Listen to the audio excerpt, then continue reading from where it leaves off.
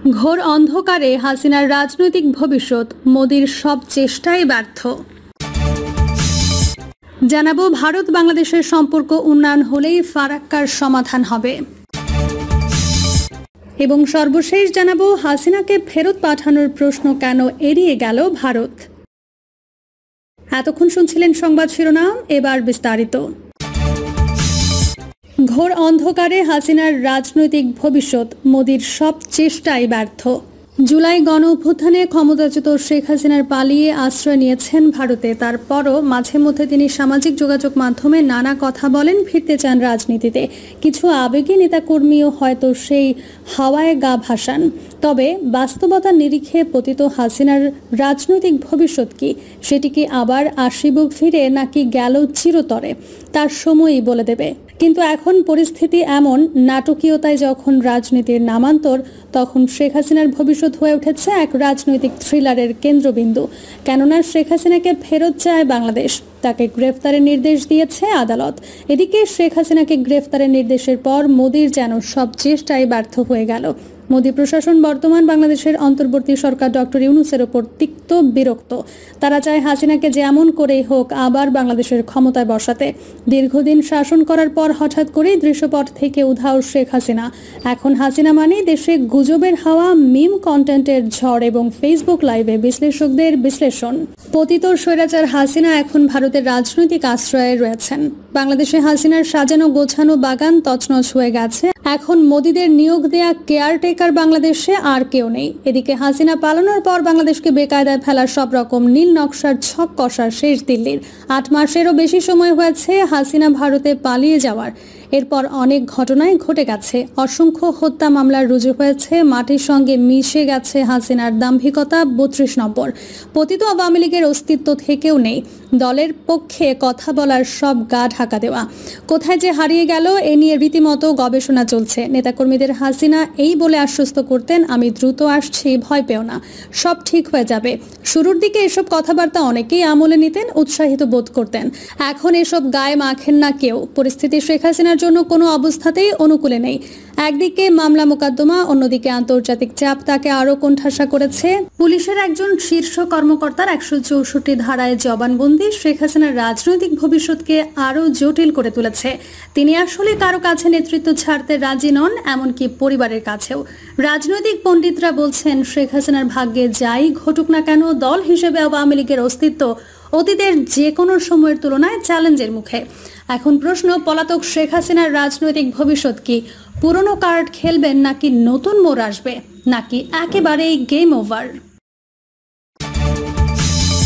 ভারত বাংলাদেশের সম্পর্ক উন্নয়ন হলেই ফারাক্কার সমাধান হবে। বর্তমানে যারা ক্ষমতায় আছে তাদের রাজনীতিটা ফারাক্কা নিয়ে নয়, কিংবা তিস্তা নিয়েও নয়।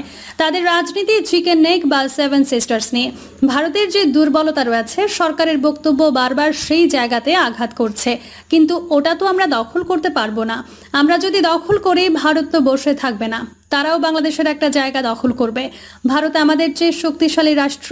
আরেকটা বিষয় হলো, চিকেন নেক দখল করে কি হবে? যদি দখলই করতে হয় তাহলে পুরো পশ্চিমবঙ্গ দখল করতে হবে। অতএব রাজনীতিটা এখন ফারাক্কা আর তিস্তায় নেই।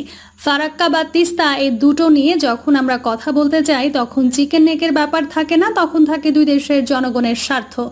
চিকেন নেক জনগণের স্বার্থের কোনো ব্যাপার নয়। ফারাক্কা বা তিস্তার পানি বন্টন নিয়ে কথা বলাই হলো জনগণের স্বার্থ। 7 সিস্টার্স নিয়ে কথা বলে বাংলাদেশের মানুষের লাভ নেই। 7 সিস্টার্সের বিষয়টি সেখানকার অধিবাসী আর ভারতের জনগণ বুঝবে। তারা যদি চায় বাংলাদেশের সঙ্গে আসবে, না চাইলে আসবে না। গণভোট হতে পারে এ বিষয়ে, কিন্তু যুদ্ধ নয়। যুদ্ধ করে একজনের ওপর চাপিয়ে দেওয়ার দরকার নেই। অনেক ভেবে দেখলাম, ফারাক্কা ও তিস্তার পানির বিষয়ে ভাগাভাগির কথা নয়, ন্যায্যতার কথা হয় না। আন্তর্জাতিক পানি প্রবাহ কনভেনশনে ভাগাভাগির কোনো উল্লেখ নেই। ন্যায্যতার সঙ্গে ব্যবহারের উল্লেখ রয়েছে, অর্থাৎ দুজন মানুষ একই রাস্তা দিয়ে যাচ্ছে, দুজনেরই এই রাস্তা দিয়ে যাওয়ার অধিকার আছে, কিন্তু চলাচলের সময় একজন আরেকজনকে আঘাত করার অধিকার নেই। এটা ন্যায্যতা নয়।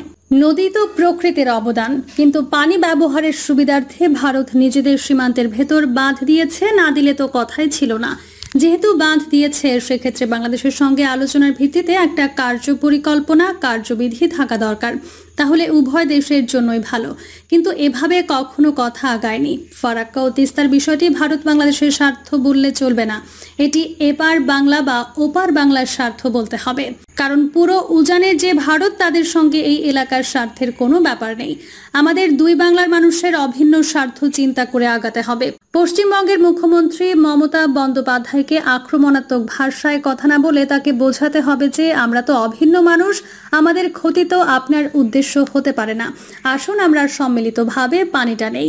আমরা যদি দুই বঙ্গের স্বার্থ হিসেবে এটাকে প্রতিষ্ঠিত করতে পারি, তাহলে অন্য কোনো রাজ্য যদি পানি আটকায়, তাহলে আমরা একসঙ্গেই প্রশ্ন তুলতে পারি, কেন পানি আটকানো হলো? যেমন মমতা বলেছেন, তিস্তায় তো জল নেই, পানি তো ছিল, কিন্তু গেল কোথায়? পানি তো সিকিম আটকাচ্ছে, কিন্তু মমতা মুখ দিয়ে এই কথাটি একবারও বলছেন না।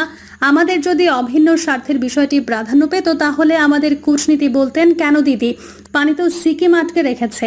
তখন মমতা কার্যকর কিছু বলতো, আর নয়তো চুপ হয়ে যেত। তখন মমতাকে প্রস্তাব দেয়া যেত, আপনি দুজন প্রতিনিধি দিন আর আমরা দুজন প্রতিনিধি দিচ্ছি, পানি কেন আটকাচ্ছে আমরা দেখে আসি।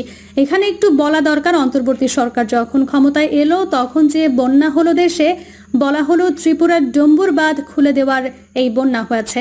তখন সেখানকার মন্ত্রী বলেছিলেন, ওরা আসুক, আমি গাড়িতে করে ওদের সেখানে নিয়ে যাব পরিদর্শনে। কথার মধ্যে এই রকম একটা ব্যাপার থাকা দরকার। শুধু আমি অভিযোগ দিলেই হলো না। কাজেই মমতা যখন বলেন বা বলবেন তিস্তায় জল নেই, তখন আমাদের বলতে হবে, দিদি তাহলে জল গেল কোথায়? আমরা আপনার অতিথি হয়ে আসছি, আপনি আমাদের পরিদর্শনে নিয়ে চলুন। ফারাক্কা ব্যারাজ, তিস্তা ব্যারাজ, পশ্চিমবঙ্গে আরও যে ড্যামগুলো রয়েছে যেখানে পানি আটকাচ্ছে, তাদের কাছে ড্যামগুলোর অপারেশন শিডিউল রয়েছে, তা চাইলে ঠিকঠাক পারবে না। আমাদের কূটনীতিকদের ঠিকঠাক কাজ করতে হবে, কোনো রকম কাজ করে গেলে হবে না। কার্যকর কূটনীতি চাল দিতে হবে। ফারাক্কা ও তিস্তার পানির বন্টন আমার মতে 70 থেকে 30% হতে পারে। ব্যারাজ পয়েন্টে যতটুকু পানি আসুক না কেন, 70% বাংলাদেশে যাবে আর 30% ভারতের কাছে থাকবে। এতে একটা ন্যায্যতার ভিত্তি দাঁড়ায়। আমাদের এলাকা বড়, তাই আমাদের বেশি, আর ভারতের কম, তাই পানিও কম। নদী তো আমাদের দেশের ওপর দিয়ে যাচ্ছে, ভারত তো পানি সরিয়ে দিচ্ছে। এই ফর্মুলায় একটা সমাধান হতে পারে। দুই দেশের মানুষকে এটা বাস্তবতার দৃষ্টিতে দেখে বুঝতে হবে এবং গ্রহণ করতে হবে। ভারত বাংলাদেশের সম্পর্ক উন্নয়ন হলেই ফারাক্কার সমাধান হবে। দুই দেশ একে অপরের ডিপ্লোম্যাটিক ভাষা বুঝবে, তবেই এই সমস্যার সমাধান হবে। বাংলাদেশ ও ভারত কোনো দেশেরই সম্পর্ক উন্নয়নের চর্চা নেই। ভারত পাকিস্তানের সশস্ত্র যুদ্ধ হয়েছে সীমান্তে, এদিকে পশ্চিমবঙ্গ আর বাংলাদেশের যুদ্ধ হয়েছে মিডিয়ায়। রাষ্ট্র যারা চালায় তাদের আচরণ এমন হবে যাতে দুটি দেশের সম্পর্কের উন্নয়ন হয়, কিন্তু এখানে তো একেবারেই বিপরীত। আমরা তো একে অপরের শত্রু রাষ্ট্র নই, ঘোষণা করারও সুযোগ নেই কারো। বাংলাদেশ যারা চালাচ্ছেন তাদের যে কূটনৈতিক ভাষায় কথা বলা প্রয়োজন, সেটা এখনো দেখা যাচ্ছে না। কূটনৈতিক ভাষাটা আগে, তারপরেই উদ্যোগ। ধরা যাক ভারতের কূটনীতিকরা চরম বাজে মন্তব্য করলো কোনো বিষয়ে, আমাদের কূটনীতিকদের এমনভাবে কথা বলতে হবে যাতে করে ভারত সব মিলিয়ে আমাদের পক্ষে চলে আসে। এটাই কূটনীতির ভাষা। বাংলাদেশ নদীমাতৃক দেশ, গঙ্গা ও তিস্তা হলো গুরুত্বপূর্ণ নদী। এই নদীগুলো পানির যে ঐতিহাসিক অধিকার দেশের মানুষের, তা নিশ্চিত করার মধ্য দিয়েই নির্ধারিত হবে বাংলাদেশ ভারতের ভবিষ্যৎ দ্বিপক্ষীয় সম্পর্ক। হাসিনাকে ফেরত পাঠানোর প্রশ্ন কেন এড়িয়ে গেল ভারত? ছাত্র জনতার অভ্যুত্থানে ক্ষমতাচ্যুত হয়ে ভারতে আশ্রয় নেওয়ার শেখ হাসিনাকে বাংলাদেশে ফেরত পাঠানো হবে কিনা, আবারও এমন প্রশ্ন এড়িয়ে গেলেন ভারতের পররাষ্ট্র মন্ত্রণালয়ের মুখপাত্র রণধীর জয়সওয়াল। গতকাল বৃহস্পতিবার ভারতের পররাষ্ট্র মন্ত্রণালয়ের নিয়মিত সাপ্তাহিক ব্রিফিংয়ে সাংবাদিকদের এই সংক্রান্ত প্রশ্নের উত্তর এড়িয়ে যান তিনি।